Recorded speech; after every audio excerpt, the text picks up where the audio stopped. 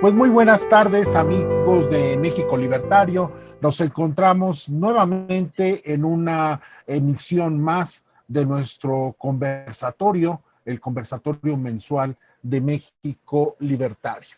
En esta ocasión nos acompaña el doctor Edgar Piña Ortiz. Él se encuentra, tú estás en Sonora, ¿verdad, Edgar? Sí, señor, en Hermosillo. En Hermosillo, bien. Bueno, pues yo le agradezco mucho a Edgar. Edgar es catedrático universitario, es un agente de las primeras que yo conocí en México, dedicadas a la difusión de la y es bueno, pues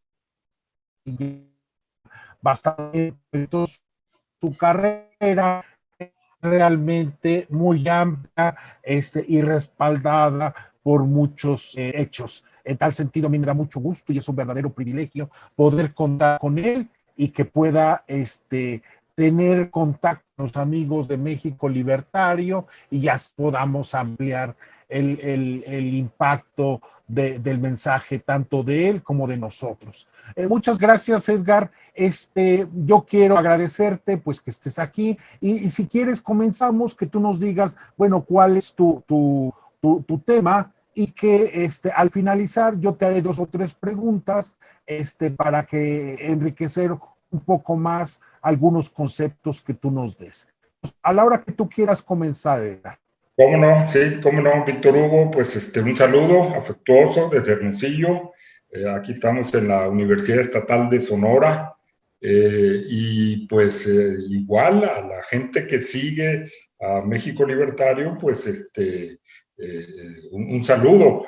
El tema que quisiera yo abordar inmediatamente, sin mayor protocolo, por supuesto, pues agradecerte la introducción, porque efectivamente creo que ya somos viejos lobos del mar libertario, ¿no? Así que sí, yo recuerdo desde la Fundación Friedrich Naumann que pues tú dirigías aquí en México y algunos eventos que me tocó ser antes de que tú llegaras ahí a la fundación. Pero bueno, es un gusto, es un gusto. Yo como profesor universitario y como ciudadano, como colega de muchos sonorenses, de muchos mexicanos, pues siempre siento la necesidad de tener explicaciones sencillas para los problemas complejos. La complejidad económica y política de nuestro país es mucha. No todos estamos preparados para entenderla. Y por eso es que, pues, al final de cuentas, vivimos en un ambiente conflictivo, dividido, enemistado, con muchas, dijéramos, irregularidades en el comportamiento, cuando podríamos estar preparándonos, produciendo, educándonos, avanzando. Nos estamos peleando, así como en épocas cavernarias, tribu contra tribu. Y pues yo creo que el mundo ya cambió y no nos hemos dado cuenta de ello. Por eso es que me preparé esta presentación, que es una visión del sistema capitalista en el que vivimos y que consiste en una metáfora de equipararlo a un vehículo de 4 partes. Si las 4 partes no funcionan coordinada, armónicamente, que puede haber fricciones, que puede haber conflictos. Cuando estamos hablando de una organización humana, por cierto, podemos esperar que las cosas no funcionen como en el mundo físico. Sin embargo, nuestro modelo, nuestra metáfora nos sirve para entender que si uno de los factores de la producción en el sistema económico, en los procesos productivos, no está recibiendo la adecuada retribución por su participación en un proceso productivo, pues entonces estamos ante un sistema, una máquina, un aparato que no está funcionando bien y que en consecuencia va a llegar un momento en que o se transforma, se mejora o desaparece. Así que sin más preámbulo, yo creo que, si me permite, voy a subir este documento. Bien, el título de esta presentación es un intento por simplificar la complejidad del sistema económico en el que vivimos, que es el sistema capitalista, con cualquier deficiencia que se le quiera agregar, pero al final de cuentas es un sistema capitalista. ¿Y cómo funciona ese sistema? La visión que nosotros estamos proponiendo para simplificar este problema del desarrollo capitalista es identificar primeramente lo que todo texto básico de economía reconoce, que los procesos productivos se llevan a cabo con el uso, la combinación de 4 factores de producción, que son la mano de obra, los recursos humanos, los recursos naturales, capital, tecnología y capacidad empresarial. No es el momento así como para entrar en definiciones de cada uno de ellos. En la exposición se va a ver claro que cualquiera pues tendrá la libertad de profundizar en cualquiera de los aspectos y no le va a quitar ninguna validez al modelo, ¿no? Así que si aceptamos que el proceso productivo se integra con 4 factores de la producción, pues podemos empezar a entender en qué consiste nuestra metáfora. Aquí tenemos el proceso productivo en donde los 4 factores, que son recursos humanos, naturales, el capital y la tecnología, y la capacidad empresarial, se mezclan en un proceso que se llama proceso productivo. Acá tenemos otra visión en donde uno de los factores productivos, que es la capacidad empresarial, adquiere predominancia en el proceso.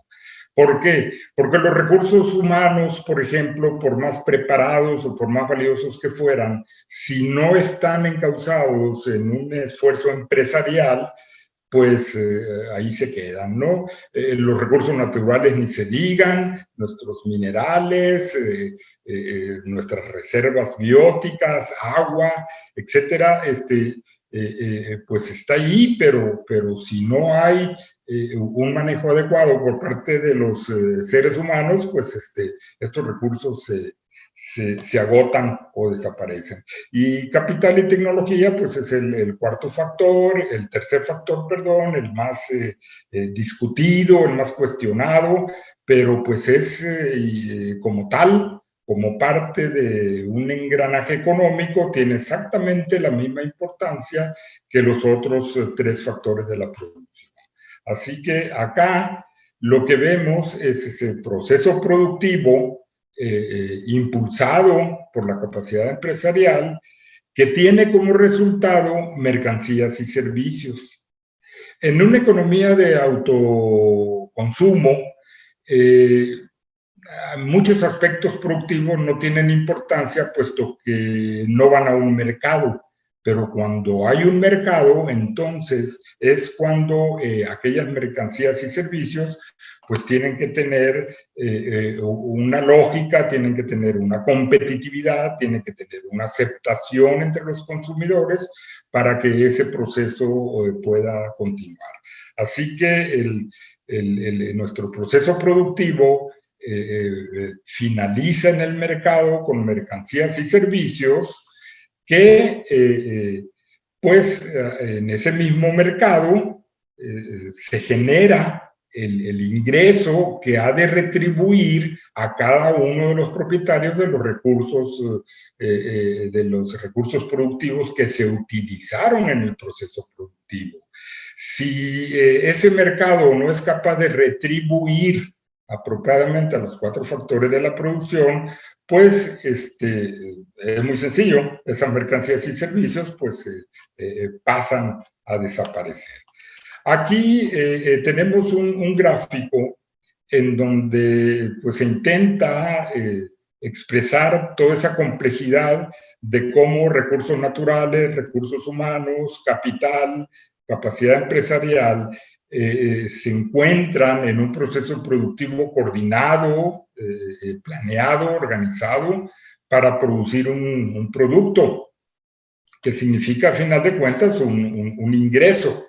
Y de ese ingreso se ha de repartir entre los propietarios de cada uno de los factores de la producción que intervinieron en ese proceso. Y así se cierra el círculo.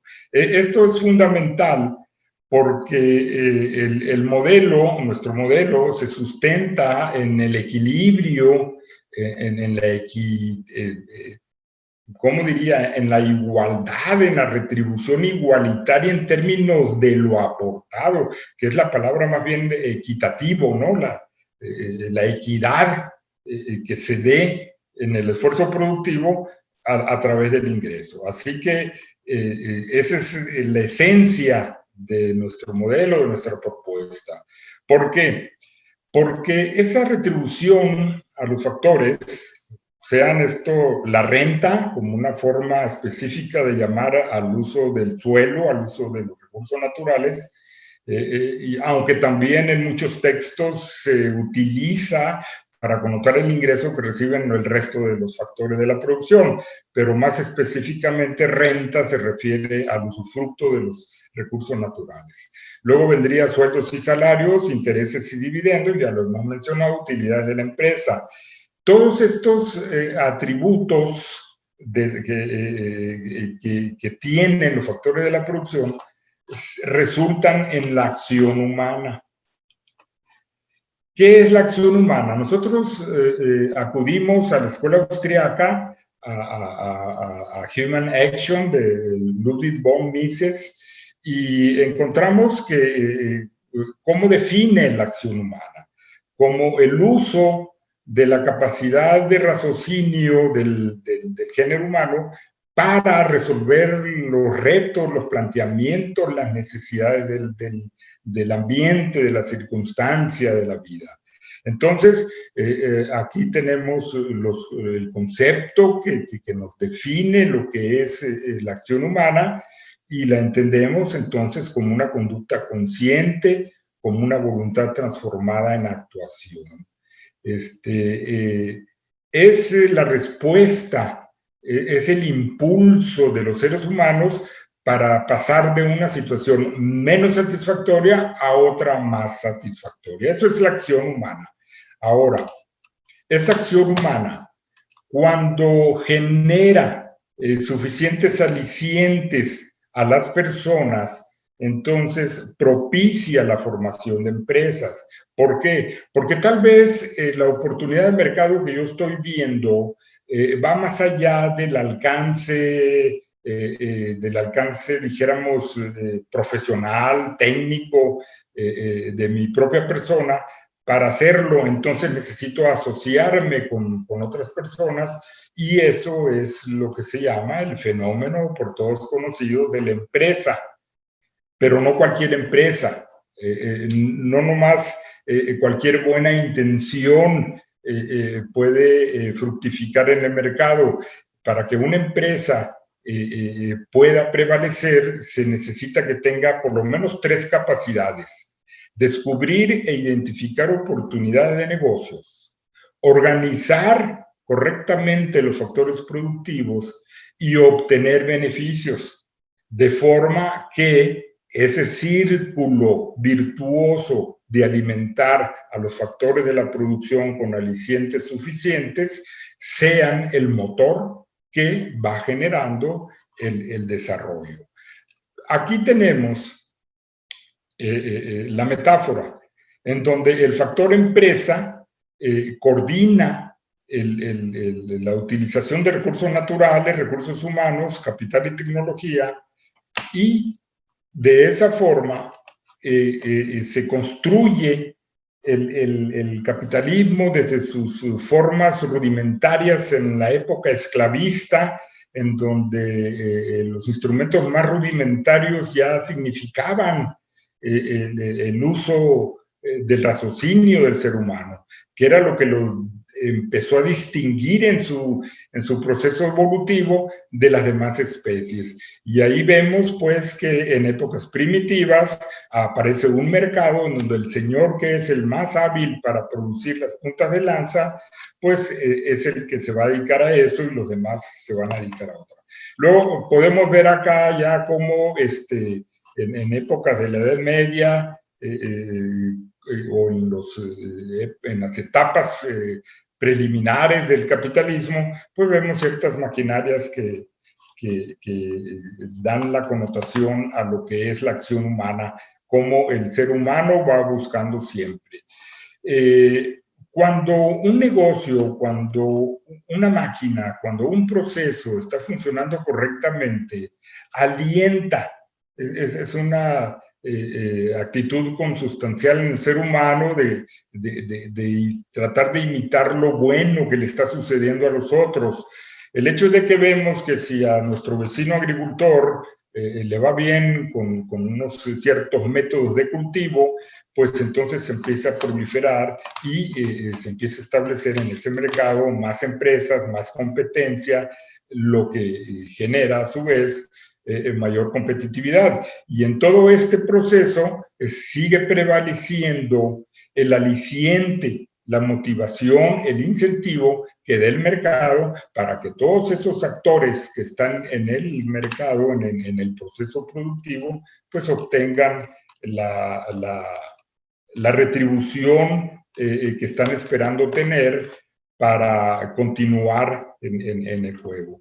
Aquí es donde nos encontramos con el famoso círculo virtuoso del desarrollo, que por ahí en el documento ustedes van a encontrar alguna información que no está manejada en esta presentación, pero fue Gunnar Myrdal, un premio Nobel de Economía, creo por ahí del 75, quien habló del círculo vicioso de la pobreza, y al contrastar ese círculo vicioso, es como podemos hablar de un círculo virtuoso, que es si en esa economía sana todos los factores de la producción están obteniendo un ingreso suficiente y sostenido, eso incrementa el consumo y el ahorro. Y ese consumo incrementado alienta la inversión privada para proveer las mercancías y servicios que la población está demandando. Y al haber ahorro, se genera en el sistema financiero una capacidad de inversión que puede ser utilizada tanto por sectores públicos como privados. Y ante eso estamos hablando ya de una etapa de auge o de prosperidad generalizada que se refleja en una renta suficiente y sostenida y le va dando impulso al proceso. Pero así visto como una cuestión mecánica, como un engranaje, como un vehículo, por supuesto que requiere de ciertas condiciones para funcionar. En la misma forma que un vehículo necesita pues carreteras, caminos, señalizaciones, reglamentaciones, etcétera. Así igual, nuestro carrito del desarrollo capitalista requiere de un terreno, de unas condiciones que le permitan pues cumplir su objetivo de producir bienes y servicios para el mercado. De esas condiciones, las que resaltamos aquí, es eso. Primero necesitamos un terreno, una realidad física en la cual va a accionar nuestro juguete, nuestro aparato. Y en ese territorio pues se debe dar algo que muchos de nosotros que hemos estado en los niveles de licenciatura pues se estudia en las ciencias sociales sobre todo, en donde el Estado está asentado en un territorio, está habitado por una nación y está regido por un gobierno. Ese es el concepto básico que necesita nuestro modelo para funcionar. Aquí tenemos ya aislado el concepto de Estado y con la pregunta, sí, pero ¿qué tipo de Estado? Podríamos empezar la discusión por ahí, pero no creo que sea ni oportuno ni el momento.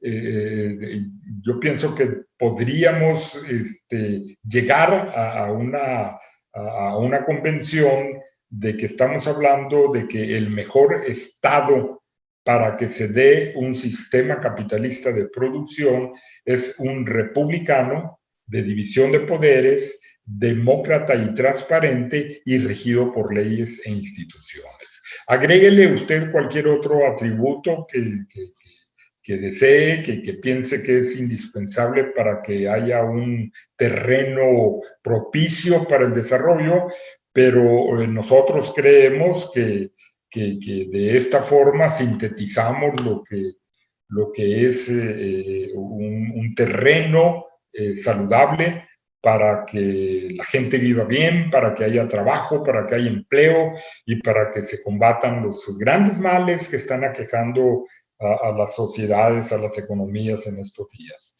Si ese Estado no reúne las condiciones, entonces nuestro modelo empieza a tener un problema o varios problemas. Si la retribución de los factores no se da en la forma en que es apropiada, entonces estamos comprometiendo todo el proceso y nuestros procesos productivos pues siguen funcionando, probablemente generando crecimiento, algunos de los factores de la producción, pero no está generando un desarrollo. En este caso, pues estamos ante procesos productivos disfuncionales. Cuando alguna de las partes de nuestro carrito no está funcionando correctamente, todo el proceso está comprometido. Y si hay ese entorpecimiento de la maquinita del desarrollo, pues cuáles son los efectos que podría tener, efectos y causas. Vamos a verlo a través de cada uno de los factores de la producción y con esto yo voy a terminar mi exposición. Un proceso productivo disfuncional tiene algunos efectos muy claros en los recursos naturales. Disminución, agotamiento, agua, tierra, especies vegetales y animales se van agotando, van desapareciendo y se van acabando las fuentes de energía, los minerales, el agua sobre todo. Hay contaminación y catástrofes ambientales y se da lo que ya todo el mundo sabe, el cambio climático, que de repente no se sabe cuál va a ser la respuesta de la naturaleza ante las agresiones del hombre. Y finalmente, pues otro consecuencia, atraso de los propietarios de esos recursos naturales, sean estos ejidos, sean propiedades privadas, sean propiedades de la nación. Hay un atraso. Esas algunas imágenes de lo que sucede cuando nuestros recursos naturales no están sujetos al control del mercado. En cuanto al recurso humano, aquí estamos hablando de mano de obra, de trabajo manual y de trabajo intelectual en cualquiera de sus niveles. ¿Cómo afecta un proceso productivo disfuncional al recurso humano? Pues en un bajo nivel de ingreso. En general, la población gana poco, vive en pobreza. Y eso se refleja en ignorancia, en marginación, en desempleo. Tú quieres trabajar, pero no sabes hacer lo que el mercado está demandando en este momento. Eso afecta también la morbilidad y mortalidad de la población. Algo que se vive Nomás basta con abrir cualquier canal de televisión y veremos las escenas de la violencia y la inseguridad pública todos los días. También el recurso humano sufre en un proceso productivo disfuncional, pues de atraso cultural, educativo y político. En cuanto al factor capital, pues si no está el proceso funcionando de acuerdo a sus expectativas, pues hay escasez, se esconde, emigra el capital. Y entonces, no obstante que muchos capitales tienen su origen en procesos productivos, dijéramos, domésticos, esa acumulación, esos excedentes que está teniendo mientras el proceso productivo se sostenga, pues procura colocarlos en refugios fiscales o en otras formas especulativas de ahorro o inversión. Pero no es un capital que se esté reinvirtiendo en los procesos y que eso vaya generando un mejoramiento en el proceso productivo en general. Todo esto, pues igual se expresa en un alto costo del factor capital, ya sea capital de inversión o capital de trabajo. ¿Por qué? Porque las tasas de interés suben, que es lo común en nuestras economías, y finalmente, al haber esa escasez, pues hay desinversión y hay desempleo al final de cuentas. Finalmente, en el factor empresario, aquí lo que un proceso disfuncional trae como consecuencia es la incompetitividad. Estamos hablando de empresas que no son competitivas. No son competitivas ni siquiera a nivel local, ni regional, ni nacional, mucho menos internacional. Y eso viene también acompañado de ineficiencia, de altos costos. ¿No? Nos cuesta mucho producir ciertas mercancías o ciertos servicios. Esto pues significa estancamiento y atraso productivo. Al no estar teniendo mucho éxito en el mercado, pues no puedes estar pensando innovaciones en nuevas tecnologías y pues eso te va poniendo en desventaja en una carrera muy acelerada que se da todos los días. Esta disfuncionalidad del factor empresario tiene un efecto que nosotros lo podemos corroborar todos los días. Hay desperdicios de recursos humanos y hay una explotación o sobreexplotación de los mismos recursos humanos. Hay que asomarse a una maquiladora para ver cómo un ciudadano, un trabajador de 20 y tantos años, desarrolla exhaustas jornadas de trabajo por un precio, por una remuneración muy baja, y entonces, pues, si eso nos da competitividad, es lo que algunos autores hablan de competitividad espuria. ¿Por qué? Porque el mal empresario aprovecha la abundancia del recurso humano para ofrecer sueldos o condiciones laborales muy bajas. Finalmente, toda esta disfuncionalidad de la empresa se manifiesta en inflación, suben los precios y en algo que es un mal tremendo, que es la corrupción. Así que con eso podemos concluir que nuestra maquinita no está funcionando cuando cualquiera de estas disfuncionalidades están afectando el proceso, y estamos aquí ya ante lo que ya habíamos mencionado del economista Gunnar Myrdal, que habla del círculo vicioso de la pobreza, en donde una renta insuficiente se refleja en un bajo consumo, en un casi inexistente ahorro, y lo cual a su vez repercute en una baja inversión pública y privada, se recaudan menos impuestos, el sector público no tiene recursos de inversión, y la inversión privada igual, al tener una demanda muy restringida de la población, pues no tiene incentivos para invertir y no tiene las altas tasas de ganancia que le pudieran permitir. Esto significa pues estancamiento o retroceso en muchos casos, dependiendo del grado de afectación de los factores productivos. Pero nuestro círculo vicioso, nuestro círculo negro, se cierra con una renta insuficiente que realimenta perniciosamente ese círculo vicioso de la pobreza.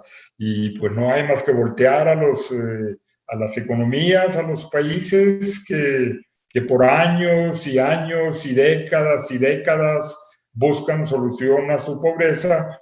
¿Qué sucede? Que estamos ante procesos productivos disfuncionales que no están permitiendo instalar el proceso de desarrollo.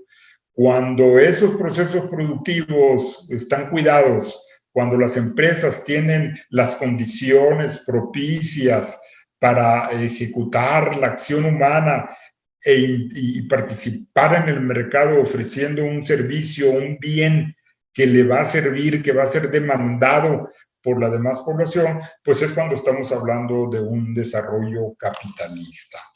Y pues con eso cierro esta exposición y pues a sus órdenes para cualquier pregunta que pudiera haber al respecto. Muy ilustrativo tu trabajo, te felicito, te agradezco mucho. Me parece, sin que lo menciones explícitamente, Edgar, que bueno, esto también puede aplicarse a una situación como la que vive México. Es en buena medida México un reflejo de ese sistema productivo, de este proceso productivo disfuncional. ¿O estoy exagerando, Edgar? Absolutamente, absolutamente. De hecho, pues yo estuve revisando muchos casos, ¿no? de economías en desarrollo, a ver qué estaba pasando con esos factores de la producción.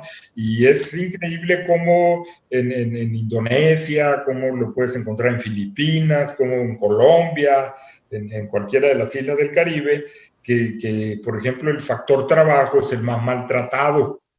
Eso es esencial.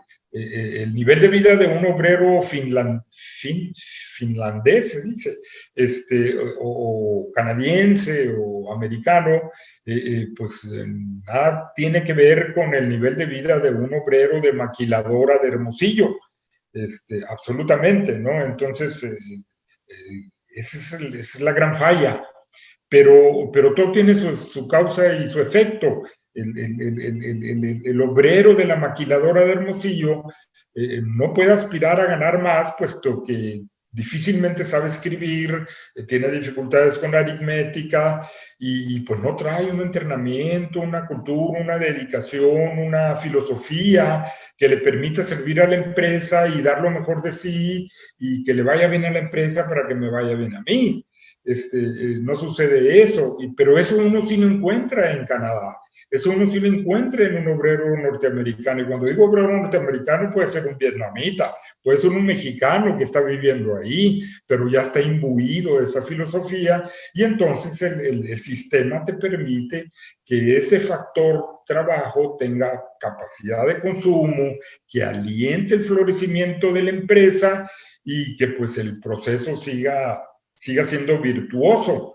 Cuando nosotros nos remontamos a México, cuando vemos cómo la gran ventaja competitiva de México es la maquiladora, que nos tiene el sector externo equilibrado, con superávit, etcétera, etcétera, pues es triste. Es triste porque es una competitividad espuria que se basa en la sobreexplotación del recurso humano poco calificado que tenemos pues eso es lo que permite bajar costos, y a 300 o 400 kilómetros de la frontera, pues resulta muy barato la camisa, la camiseta, la aspiradora, la pieza de la aeronave que va a ir a dar a Marte. Entonces, aquí encuentra uno mucho orgullo por la industria maquiladora, pero la tragedia oculta es un factor trabajo castigado, sin preparación, que está dispuesto a ocuparse 40 y tantas horas a la semana por un sueldo, pues, mínimo, y con muchas desventajas en la contratación, en los permisos, en los comportamientos, inclusive las horas de descanso, etcétera, etcétera, una sobreexplotación. Y eso es porque tenemos un manejo del proceso productivo disfuncional que está propiciado por las políticas, el sindicalismo, el sistema educativo que no genera buenos trabajadores, etcétera, etcétera, ¿no? Entonces, sí estamos hablando de México, estamos hablando de Colombia, estamos hablando de Costa Rica, de El Salvador, de países, economías que tienen ese problema, un exceso de mano de obra que gana muy poco y que no alienta los impulsos productivos del mercado para que se viva en economías solventes, pujantes, sostenidas. Así que efectivamente tu pregunta pues tiene esa contestación enfática de mi parte. Y otra cuestión, me parece que, bueno, cuando tú mencionas de que en el caso de México es un modelo donde puede aplicarse este proceso productivo disfuncional, es un buen ejemplo. También nos revela una cuestión que me parece que es de más hondura, y es la inmoralidad que puede representar precisamente gobiernos como el que actualmente tenemos de izquierda, en donde en lugar de procurar que la gente pueda mejorar y por lo tanto enriquecerse y lograr mejores oportunidades vía su esfuerzo, bueno, pues para estos gobiernos es mucho más fácil andar repartiendo dinero que no les pertenece, ponerse la imagen del justiciero, y en lugar de cumplir con su trabajo, poner en orden a tantos factores tan difíciles como son, por ejemplo, los sindicatos, bueno, pues es más fácil repartir dinero, ¿no? El cual además ya sabemos que en el trayecto buena parte de ese dinero pues termina en las manos equivocadas o en usos poco productivos y no precisamente para lo que se pensó. Entonces, en tal sentido, pues me parece que también estás hablando de esta inmoralidad que tiene mucha de la izquierda, que en lugar de procurar el bienestar sostenido y de largo plazo de la gente, se dedica más bien a paliar necesidades de muy corto plazo con una visión prácticamente asistencialista. Sí, así es, efectivamente. Creo que es una excelente observación que haces porque nos permite ubicar este tipo de ideas, este tipo de propuestas en un ambiente en donde estamos viviendo todo lo contrario. En lugar de tener un Estado sano, un Estado transparente, democrático, propositivo, pues tenemos una dictadura, un autoritarismo que es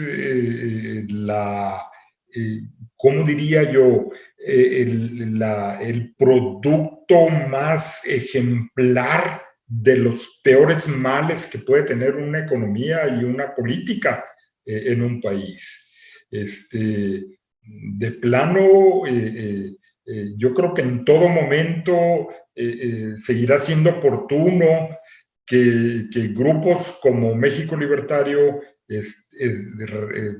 refuercen sus esfuerzos por llevar a la población mensajes claros, sencillos de lo que debemos de hacer, de cómo nos debemos de conducir en nuestra vida familiar, en nuestra vida laboral, en nuestra vida en sociedad. ¿Por qué? Porque pues el tirano necesita de los pobres.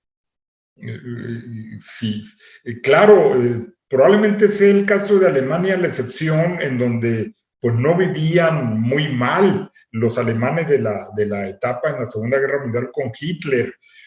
¿Por qué? Porque, bueno, hay mucha discusión, todo puede ser aquí como muy discutible, pero de ahí en fuera todas las tiranías, la soviética, la de Perón, la de Fidel Castro, la de Chávez y Maduro, pues se basan sobre la necrofilia, muchísima gente muerta, muchísima gente enferma, muchísima gente emigrando,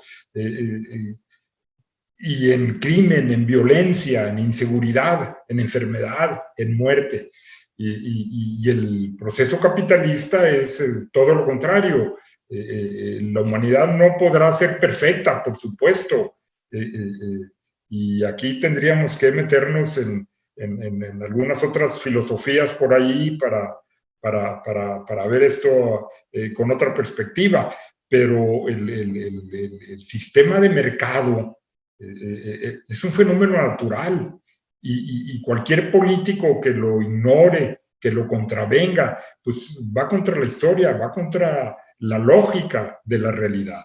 Y es lo que estamos viendo, lo estamos viendo todos los días, como un señor que no tiene ni los alcances, ni la preparación, ni la intención de mejorar las cosas, pues acapara nuestra atención y tiene a los 120 y tantos millones de mexicanos, bueno, menos, pero nos tiene a todos pendientes de la ocurrencia que el Señor va a tener en ese momento, pero nada que ver con la idea de un sistema productivo, de un Estado mexicano que propicie el desarrollo, que propicie el crecimiento de los sectores productivos y que le dé a la población las oportunidades que está esperando en educación, en bienestar, en cultura, en entretenimiento.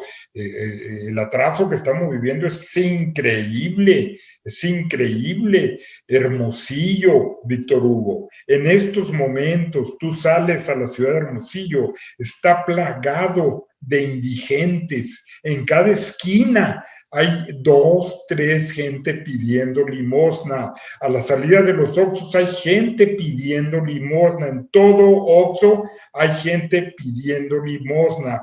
Y si nos vamos a las colonias, pues de veras, escenarios estrujantes. Así que, pues, nos lo merecemos. 30 y tantos millones de mexicanos decidieron que un farsante, que un mentiroso los gobernara porque les había hablado bonito, que ahora sí, que se acabó esto, que se acabó lo otro. Y pues es la peor representación de los peores momentos, de las peores pesadillas que ha tenido la República Mexicana. Ahí me tocó Echeverría y López Portillo. Por razones de edad yo lo viví. Y qué bárbaro. 50, 60 años después, oye, estamos cayendo en lo mismo, no puede ser posible esto. ¿Y qué hay detrás de todo esto? La indiferencia, la apatía, la ignorancia de la gente. No, yo no me meto, no, pues yo por Morena voto y ya, punto, se acabó. Como todo el mundo piensa así, yo también pienso así y ya, se acabó, no discuto. Pero sí estamos viviendo esta situación y pues ojalá este 6 de junio se prevalezca un poquito de conciencia en la gente y se dé cuenta que no es por ahí, que no son con tiranos como México va a encontrar su rumbo. Tiene que ser con la participación de todos, con el esfuerzo de todos, de cada uno de nosotros, cada quien poniendo su granito de arena, haciendo lo mejor que se pueda el trabajo y pues caminando, tratando de quitar todos esos obstáculos, los vamos a tener, los problemas de convivencia, de entendimiento, van a prevalecer por muchísimos años, pero si no tenemos un modelo, si no tenemos una filosofía, si no tenemos una forma de ver, de enfrentar la realidad, pues vamos a seguir peleándonos, mucha gente va a seguir muriendo, vamos a seguir viendo mucha pobreza, y pues yo creo que nadie quiere eso, pero nos cuesta mucho trabajo ubicarnos y buscar formas de pensamientos, buscar esquemas, estereotipos positivos que nos permitan seguir adelante. Si persistimos en la división, en el encono, en el que tú eres chairo, o tú eres fifí, o tú eres de izquierda, tú eres de derecha, y como si la vida tuviera esas geometrías tan simples, como si todo fuera negro o blanco, en un mundo de grises. Entonces, pues esa es mi invitación. Yo terminaría, eh, te digo, esta conversación tan enfática de mi parte, porque pues es una gran oportunidad de que nos escuchen y de que piensen que las elecciones no nos van a resolver el problema. Probablemente haya conflictos postelectorales muy serios, y pues ojalá estemos en la mejor disposición anímica, ideológica, humana, espiritual, de enfrentar esa situación conflictiva y buscar las mejores salidas para todos nosotros. Así que no sé si tengas otra pregunta, Víctor Hugo, encantado de la vida. Yo estoy encantado con esta conversación. Sí, Edgar, yo también, mira, nada más, para terminar también, porque me parece que fue muy importante todo lo que estás comentando. Yo solamente quería, enfatizar y concluir parte de tu razonamiento. Hablabas hace un momento de cierta pulsión ecológica en el socialismo y en muchas de las políticas de izquierda. ¿Por qué? Porque generalmente el socialismo, el comunismo, las políticas de izquierda necesitan menos gente, necesita en algún momento por deficiencias, por insuficiencias, porque se acaban las cosas, necesita menos pobres. Y la forma, pues que esos pobres se mueran, de alguna manera se tienen que morir.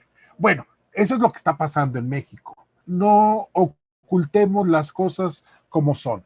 Estos millones, esta 600,000 muertos de manera extraoficial por la pandemia, los 60,000 muertos por la violencia del crimen organizado en estos 2 años de gobierno, la muerte de niños por cáncer, la violencia política que estamos viendo en esta proceso electoral. Bueno, son precisamente esas primeras manifestaciones de estos procesos fallidos que todos los gobiernos de izquierda socialista terminan teniendo. Si creemos que esto va a mejorar, me parece que lo que hemos estado viviendo es un reflejo de que no es así, de que realmente más bien vamos para mal y que urge tomar medidas decisivas. Una oportunidad, pero que no es la solución definitiva, es este domingo poder sacar a Morena del control de la Cámara de Diputados para que el presidente no pueda seguir utilizando al poder legislativo como un subordinado, como un empleado suyo, y pueda realmente ponerse a trabajar resolviendo los problemas que no ha resuelto en estos 2 años, porque le restan 4. Y yo no sé si el país tenga la capacidad de aguantar 4 años de insuficiencias, problemas y muertes, que es precisamente lo que al final viene sucediendo. Los pobres no son primero para la izquierda, al final les sobran, crea tantos que les sobran y vienen las muertes a racimos, que es lo que hemos estado viendo en México y no nos atrevemos a decirlos mucha gente porque pues, me pueden tomar como un exagerado, pero lo que estamos viendo es precisamente un reflejo de lo que nos espera si dilatamos más decisiones de compromiso. ¿Cómo ves esto, Edgar? Muy bien redondeado, Víctor Hugo, porque pues sí, es una conclusión lógica ante lo que estamos viviendo y en el momento que estamos viviendo, lo decisivo que puede ser que muchísima gente que piense que tenemos a un redentor, que tenemos un Mesías, que está combatiendo los viejos males de los mexicanos, la corrupción, ¿qué más hablan? El neoliberalismo, el conservadurismo.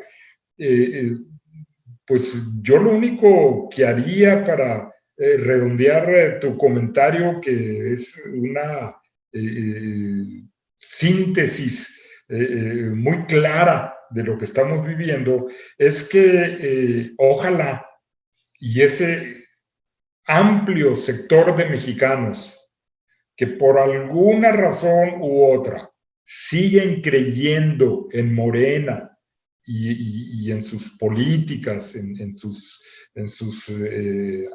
bueno, es que no podemos hablar de cuerpo ordenado de ideas hemos visto cada panfleto que sale de ahí, que me acuerdo el Pegenomics, cosas que no hay un cuerpo teórico que le dé sustento a lo que está sucediendo.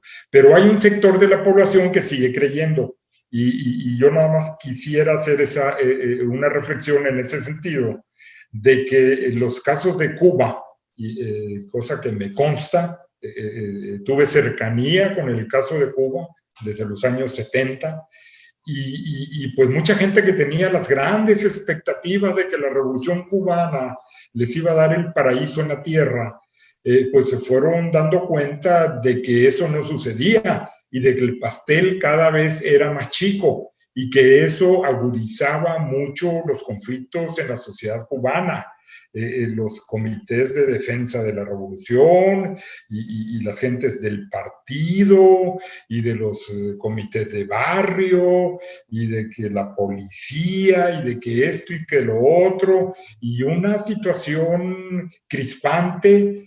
Y pues nomás basta con hacer una googleada a La Habana y ver qué es lo que ha pasado con la esplendorosa perla del Caribe, que tenía esa arquitectura, que tenía esa belleza, esa exuberancia, pues ahora es un páramo que ni Siria, ni Irak, ni ninguno de los países que han sido bombardeados tienen esos paisajes. Y hay mucha gente que se ha salido, y como está sucediendo en Venezuela desde los años 90, muchísima gente se está saliendo, gente que apoyó, que votó por esos tiranos. Y toda nuestra contemporaneidad, todos nuestros contemporáneos tuvimos los pósters del Che y de Fidel Castro, y no sé si algunas generaciones ahora más recientes han tenido de Chávez, pero al final de cuentas es eso. Hay pobreza, hay muerte, hay emigración, hay derrumbe de instituciones, y pues es lo que estamos viviendo en México, ni más ni menos. Ojalá y muchísima gente en el mundo académico, en las universidades, en el mismo sector público, en algunas empresas privadas, se den cuenta que si votan por la continuación de esta situación en donde estamos a merced de un señor que no está bien de sus facultades mentales y que toma decisiones tremendas cada día. Oye, ¿qué es eso? Comprar una refinería de veras, no quiero extenderme, pero estamos viendo cosas inusitadas y parece ser que hay muchísima gente que la sigue apoyando. Ojalá y lo piensen, porque se pueden asomar a Cuba, se pueden asomar a Venezuela y se pueden asomar en general a Centroamérica, donde está lleno de estos dictadores y la gente está huyendo, la gente se está yendo, la gente no aguanta las condiciones. Pues esa sería una expectativa sana que deberíamos de tener, de que la gente reflexione, que piense, que su simpatía a ese señor que habla aquí, que habla como el pueblo, a él sí le entiendo y que no sé qué, pues es un gran error. Ojalá y este 6 de junio pensemos un poquito. Yo no diría, no, vota por el que quieras. Yo diría, no votes por Morena, porque es el problema que ya lo tenemos detectado, ya sabemos quién es el enemigo y pues si somos mexicanos y queremos que nuestros hijos y nuestros nietos conserven algo de lo que todavía tenemos, pues hay que votar por la menos peores de las opciones. Desgraciadamente sí, no tenemos muchas opciones muy ricas, muy variadas, pero cualquier cosa que suceda, que no sea la continuación de lo que estamos viviendo, va a ser muy bueno para todos los mexicanos, Víctor Hugo. Ojalá sea así, Edgar. Al final debemos de decir que, bueno, nadie dice que el capitalismo y la economía de mercado no tenga problemas. No estamos diciendo que no haya lo que los estatistas hablan de fallas de mercado. Sin embargo, al final, la propia economía de mercado, y por la libertad que le entrega a la gente, hay la oportunidad de autocorrección, de no llevar las cosas hasta los extremos y deja muchas de las decisiones de salvación, redención en las manos de cada uno y no de un iluminado que, como ya hemos visto y constatamos todos los días, son iluminados que lo único que saben producir son ruinas, hambre y muertos. Y eso es precisamente el camino que estamos recorriendo y ojalá tengamos la capacidad de dar marcha atrás, y escapar de ese destino. Yo te agradezco mucho, Edgar, muchas gracias por tu participación. Agradezco a nombre de México Libertario, tu amplísima y bien documentada participación en este conversatorio. Invitaría también a nuestros amigos que nos siguen, bueno, que vean las otras actividades que tenemos en México Libertario, los programas, las conferencias, el próximo conversatorio. En fin, me parece que podemos hacer todavía un poco más por la difusión de las causas de la libertad. Y bueno, nosotros de México Libertario no nos cansamos de hacer nuestro esfuerzo y todos tenemos que poner un poquito más. Muchas gracias, Edgar, te agradezco mucho, te quedo muy reconocido y bueno, a nombre de México Libertario, nos estamos viendo en la próxima emisión. Muchas gracias, Víctor Hugo. Fue un placer enorme platicar con gente preparada, inteligente y pues mi agradecimiento nuevamente para México Libertario, para ti y para todos los compañeros y la gente que en algún momento pues nos sintonice y quiere escuchar algunas cosas como la que acabamos de presentar en este conversatorio. Muchas gracias, Víctor Hugo, y pues estamos pendientes a la orden, como siempre. Los agradecidos somos nosotros, estamos también a tus órdenes y bueno, pues seguimos en comunicación. Que tengan todos ustedes, por favor, una feliz tarde y nos estamos viendo en las próximas actividades. Gracias, Edgar.